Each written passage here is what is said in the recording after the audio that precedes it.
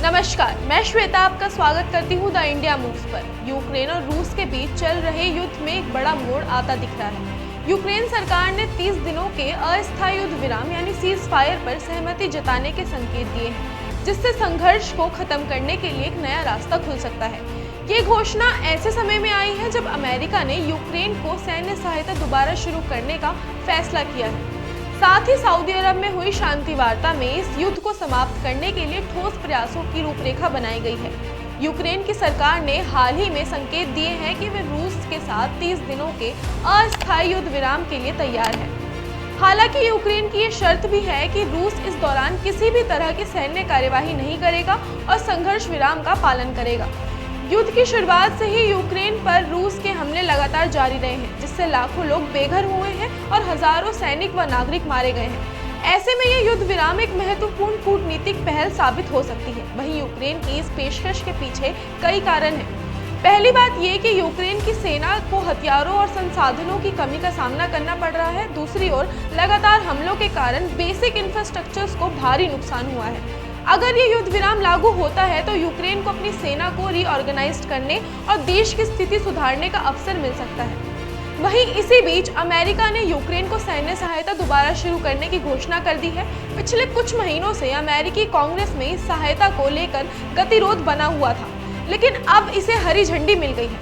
America से मिलने वाली इस सहायता में मॉडर्न वेपन्स, तोपें, मिसाइल सिस्टम और ड्रोन शामिल है, जो यूक्रेन की शांति क्षमता को मजबूत कर सकते हैं। एक्सपर्ट्स का मानना है कि अमेरिका द्वारा सैन्य सहायता की बहाली से रूस पर दबाव बढ़ेगा और यूक्रेन को अपनी रक्षा पंक्ति मजबूत करने में मदद मिलेगी। हालांकि इस कदम से रूस और पश्चिमी देशों के बीच तनाव और बढ़ सकता है। रूस पहले ही अमेरिका और नाटो पर यूक्रेन में युद्ध को बढ़ावा देने का आरोप लगाता रहा है। इसे पूरे घटनाक्रम के बीच सऊदी अरब की राजधानी रियाद में एक अहम शांति वार्ता आयोजित की गई है, जिसमें कई देशों के प्रतिनिधियों ने भाग लिया है। इस बैठक में यूक्रेन और रूस के बीच संघर्ष को खत्म करने के लिए कूटनीतिक प्रयासों पर चर्चा हुई है। सूत्रों के मुताबिक इस बैठक में यूक्रेन और रूस दोनों के लिए एक अहम सहमति वाला समाधान निकालने की कोशिश की गई। हालांकि रूस ने इस बैठक में ऑफिशियली भाग नहीं लिया, लेकिन उसके करीबी सहयोगी देशों ने इसमें अपनी उपस्थिति दर्ज कराई है। साथ ही रिपोर्ट्स के अनुसार इस बैठक में एक प्रस्ताव पर चर्चा हुई, जिसमें शामिल था युद्ध विराम को लागू करना ताकि दोनों पक्षों को बातचीत के लिए समय मिल सके। दूसरा, संघर्ष से ग्रस्त क्षेत्रों में मानवीय सहायता पहुंचाना, जिससे युद्ध पीड़ित लोगों को राहत मिल सके। और तीसरा, शांति वार्ता को आगे बढ़ाना, जिससे युद्ध को स्थायी रूप से खत्म करने का रास्ता निकल सके।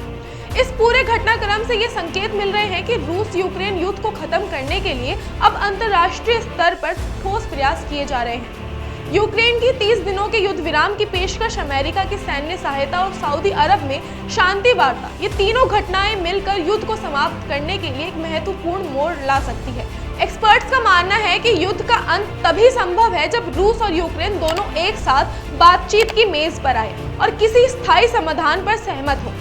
अगर ये युद्ध विराम सफल होता है तो ये आगे की शांति वार्ताओं के लिए एक ठोस आधार तैयार कर सकता है। अभी ये देखना बाकी है कि रशिया इस युद्ध विराम प्रस्ताव पर कैसी प्रतिक्रिया देता है और अमेरिका की सैन्य सहायता के बाद युद्ध की स्थिति किस दिशा में आगे जाती है। फिलहाल पूरी दुनिया इस संघर्ष के शांतिपूर्ण समाधान की उम्मीद कर रही है, ताकि यूक्रेन और उसके नागरिकों को राहत मिल सके। तो आज के लिए इतना ही। मिलते हैं अगली वीडियो में कुछ और देश दुनिया की ताज़ा अपडेट्स के साथ। फिलहाल के लिए वीडियो पसंद आई हो तो लाइक और शेयर करना ना भूलें और देखते रहें आपका अपना चैनल द इंडिया मूव्स।